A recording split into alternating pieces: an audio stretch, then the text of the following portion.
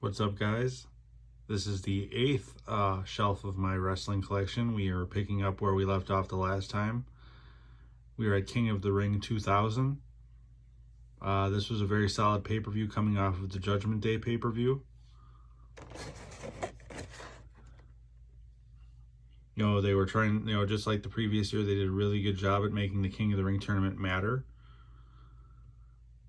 So you have your King of the Ring, they had all 3 rounds of the King of the Ring in this. And then you had your 4 team elimination match for the tag team titles. Too Cool, Edge and Christian, TNA, and Hardy Boys. Like I've said before, it was a very deep tag team division at this point, which was amazing and fun. Pat Patterson and Gerald Briscoe, funny comedy match of the whole night. Road Dogg and X-Pac, not a huge fan of them, versus the Dudley Boys. Then you had Triple H, Vince McMahon, and Shane McMahon versus The Undertaker, The Rock, and Kane, with the title on the line, which made it interesting.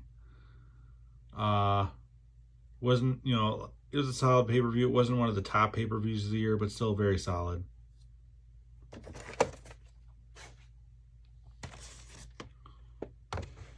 Then we have Fully Loaded 2000. There was a lot of good singles matches in this pay-per-view, but as far as really being into the main event or any match in particular in this pay-per-view, it wasn't as good as the previous year. Taz versus Al Snow. At this point, I don't think they really knew what to do with either of them, so they just, filler match. Perry Saturn versus Eddie Guerrero for the European belt. Solid match. Perry Saturn could deliver. I don't know what happened with him and Dean Malenko and why they weren't really pushed very well, but they weren't. Hardy Boys versus TNA. Great match. Val Venus versus Rikishi. I think they were trying to push different people and move other people up the card at the same time. At this point, I believe Val Venus was kind of over. And Rikishi too. They were trying to make him a main event guy, but I don't think he was ever really going to get there. Acolytes versus Edge and Christian. Great match with The Undertaker versus Kurt Angle. They definitely delivered. Nice, The Undertaker didn't lose a single step in his hiatus. Triple H and Jericho, great match. The Rock and Benoit, okay match. I don't think Benoit really, or The Rock was really used to working a style that Benoit works. Because Benoit showed that with Kurt Angle, he could put on one hell of a show.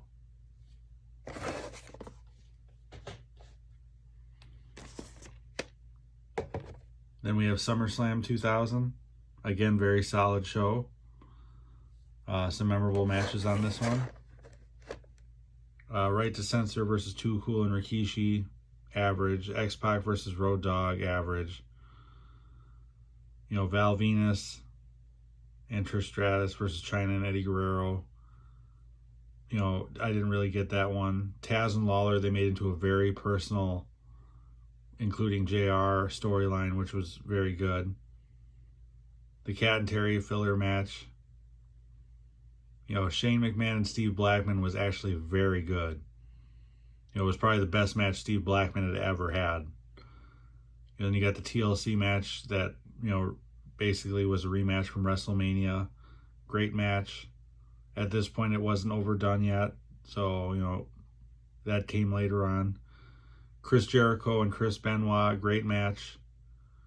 Those two can have great matches, just like Kurt Angle and Benoit could have great matches, and Kurt Angle and Chris Jericho could have great matches. Undertaker versus Kane, mediocre like it always was, just like at WrestleMania 14.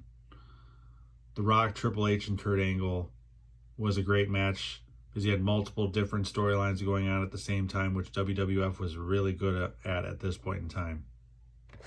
Overall, great pay-per-view.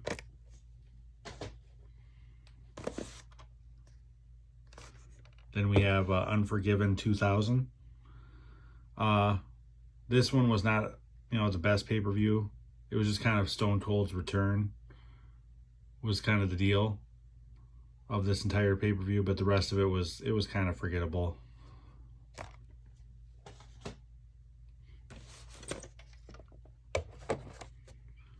Then we have No Mercy 2000 with Stone Cold Steve Austin, making his in-ring return now. This was an average pay-per-view, nothing really to write home about. You had Stone Cold versus Rikishi. The Rock versus Kurt Angle was good.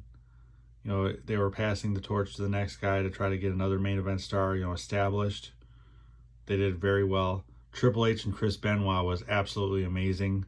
I'm surprised the two of them didn't work together more often. Val Venus and Steve Richards versus Chyna and Billy Gunn was weird, considering they were both heels. I don't get it. Jericho and X-Pac average. Hardy Boys versus La Conquistadors was a funny match just because you knew the Los Conquistadors were Edge and Christian. The Acolytes versus TNA, not very good. The Table Invitational match was actually pretty entertaining. Not a lot of great teams. You kind of knew who was going to win, but you still watched anyway. And then William Regal versus Naked Mideon for the European title. William Regal was a great wrestler, and the whole gimmick of the match was him having to try to wrestle a naked guy when you know that William Regal's character was all super proper and all, but otherwise the match wasn't that great. So average pay-per-view.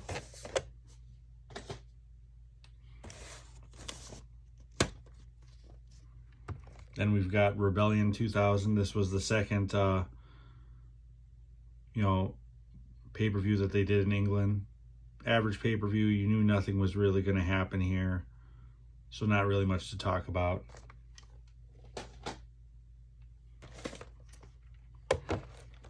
Survivor Series 2000. At this point in time, I felt like 99, basically from 97 to this, they kind of felt like they lost what Survivor Series was, to where the team aspect of it didn't really matter anymore, and it kind of continued with this.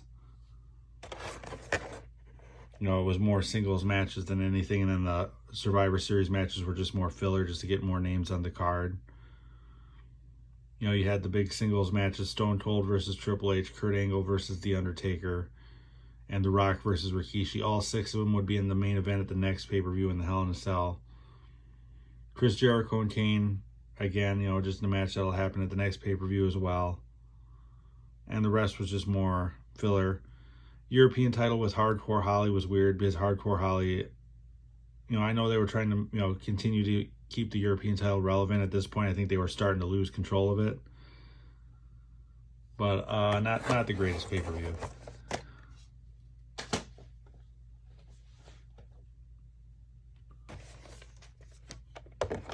Next, we have Armageddon 2000.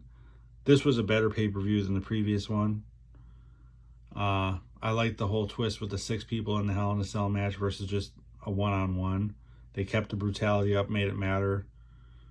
The only time that at this point that I've seen them use the Hell in a Cell, well, 2 times that they used the Hell in a Cell when they shouldn't have, was the Dog Kennel from Hell match at Unforgiven 99. And then the Hell in a Cell match at WrestleMania 15 with The Undertaker and the Big Boss Man. Otherwise, every Hell in a Cell match meant something. Chris Jericho versus Kane, we talked about that with the last pay-per-view. Average match. Chyna and Val Venus, filler match. Again, they had William Regal versus Hardcore Holly. Don't really get it. They were starting to get more female wrestlers in at this point, which was good. It was a pretty solid match. The 3 of those women could definitely go. The intergender elimination tag team match was, it was interesting. It wasn't the greatest, but it wasn't interesting. Intercontinental title, the one Billy Gunn versus Chris Benoit. They were finally trying to give Billy Gunn his push, but instead of the gimmick that made him famous, they rebranded him, and he lost all his momentum and eventually got pushed to where he was just a jobber. The Four Corners Tag Team Championship match again showed the depth of their tag team division at this point. And then the Hell in a Cell match was fantastic. So all in all, a great pay-per-view.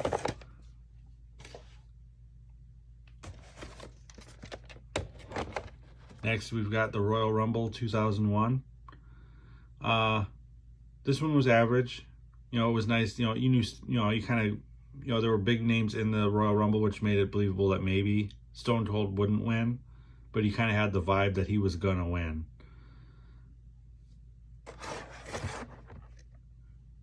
You know, Kurt Angle versus Triple H was a great match. Great storyline heading into it.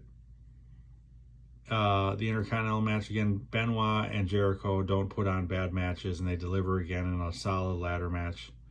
They didn't have to do all the big drops and hits that Edge and Christian and the Dudley Boys and them had to do.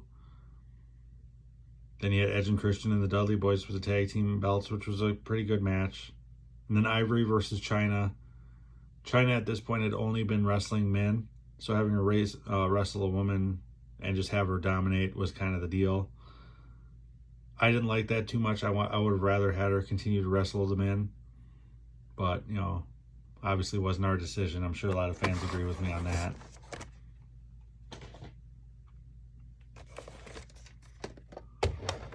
Next, we have No Way Out 2001. This, to me, didn't feel like a very good pay-per-view. The matches on paper were good, but as far as delivery and just how the pay-per-view felt, you know, the arena was smaller. It felt smaller. It felt like they were just more biding their time to the next WrestleMania. At this point, they had launched the XFL to where it seemed like maybe Vince McMahon's attention was more focused on that than on the WWE. So, I mean, this pay-per-view kind of paid for it.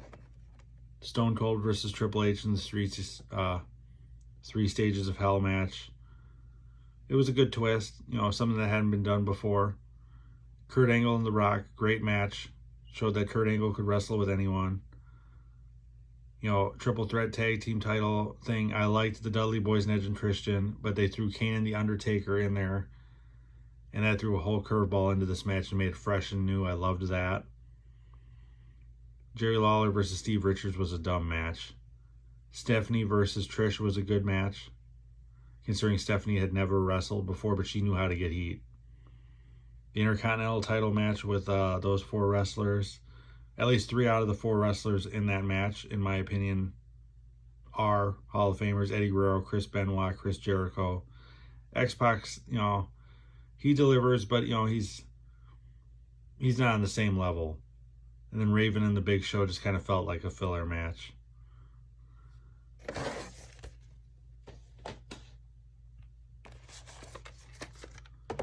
Then you've got WrestleMania.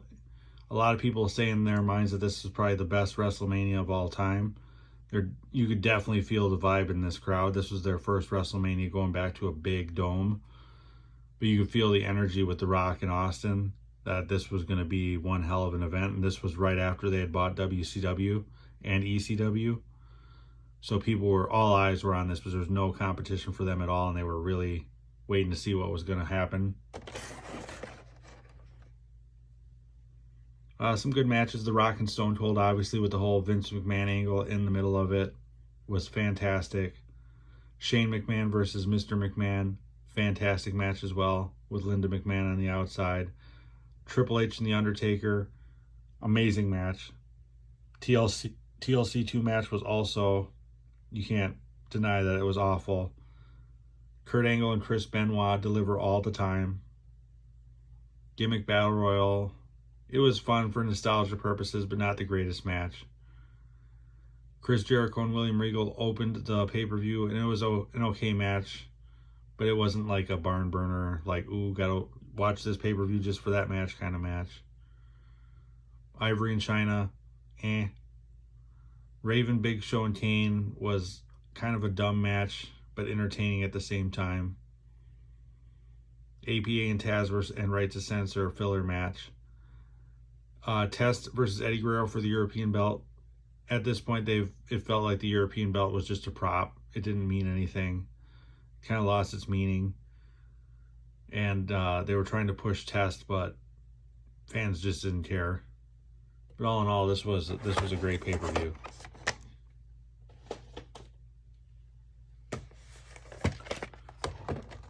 Next, we have Insurrection 2001. First pay-per-view in London of this year. This Insurrection was not as good as the previous year's Insurrection. Undertaker and Triple H, or versus Triple H and Stone Cold Steve Austin for the title. You knew nothing, being overseas, you knew nothing was going to happen. Chris Jericho versus William Regal in the first Queen's Cup match. No one knew what the rules were, and that was kind of the gag of the match. Chris Benoit and Kurt Angle, another fantastic match. Steve Richards match, you could just pass right over that. Tag team match again showed how deep the tag team division was at that point. Big Show versus Bradshaw with Test. I didn't even get that. And then the other two matches too, again, filler matches. So this was just average. The matches that delivered, though, Chris Benoit and Kurt Angle stole this show by far.